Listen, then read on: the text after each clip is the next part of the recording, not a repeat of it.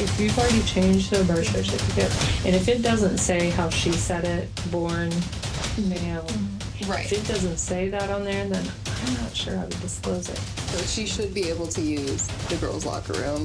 I mean, I would do that as long, but discreetly.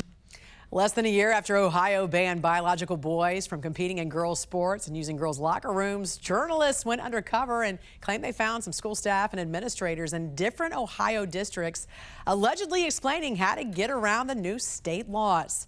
Accuracy Media posting some of their footage and exposing what they found. The president there, Adam Guillette, joining us with their investigation. Good to see you, Adam. First, tell us about this investigation and what your team ultimately discovered.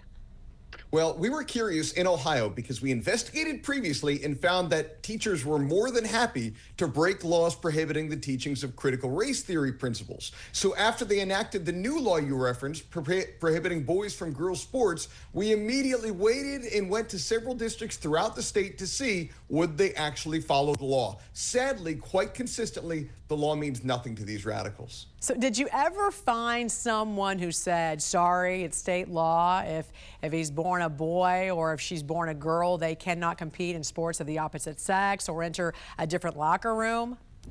Very, very, very rarely. More often than not, the gatekeepers, the receptionists, whose job it is to make sure that parents don't actually get to talk to the district employees, prohibit us from speaking with someone, or they're not available, or we have to come back another day. Occasionally, we would get people who would say, I'm not sure about that, I'd have to check. But as you can see, we've now released our third video from Ohio alone. We have many more coming. Unfortunately, public education, as we know it, is irredeemable. It is full of radicals. I just saw your video this morning, in fact, that you posted. I guess maybe you posted that yesterday. But I have to ask, though, what kind of response are you getting from these schools when they see themselves or they see a school official? What is the district saying to you about all this?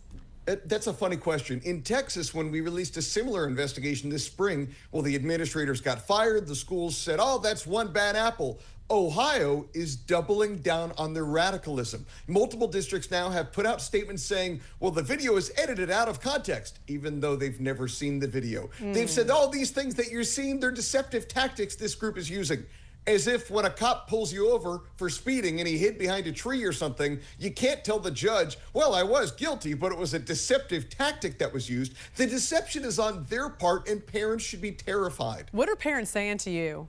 You know, they're outraged. Many of them want to believe in their school district. They want to believe their administrators and principals are looking out for their children.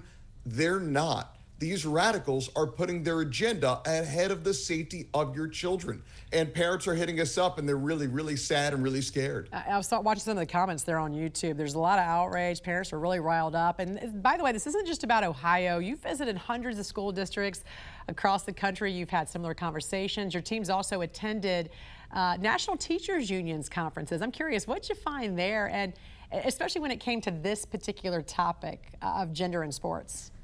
Well, most recently at an NEA conference, an educator from Florida, another red state, said that as soon as they passed laws like this, he went to his union rep, said, what do I do? The union rep told him, we do what we want. We're a union. He went on to say to our investigator, I've got tenure. I can't be fired. I'd have to murder someone twice. I don't know how that works, in order to be fired. That's what you're dealing with now, sadly, in traditional education. And if you live in a state like Ohio or Florida or Texas with universal school choice, I got to say, you have to pull your child out tomorrow. These schools cannot be saved, and it's everywhere. So what is the solution? How can parents take action here? Well, obviously, you need to have universal school choice, like Ohio has enacted, like Florida, Arizona. So many states now have. A majority of American students live in states now where they have universal school choice, where the money follows the child, and they can go to a private school or a charter school and get their tax dollars to use for it. Now, if you're not in a state like that, well, you've got to call for these people to be fired. You've got to do whatever the heck you can because it's institutionalized. The radicalism is from the top down. They have equity officers now with new titles whose job it is to push this sort of stuff into every facet of public education. As I said, I don't think it can be redeemed. All right, looking forward to seeing some more of your investigations there on YouTube. President of Accuracy and Media, Adam Guillette, thanks so much for joining us this morning. We appreciate it. Thank you for having me.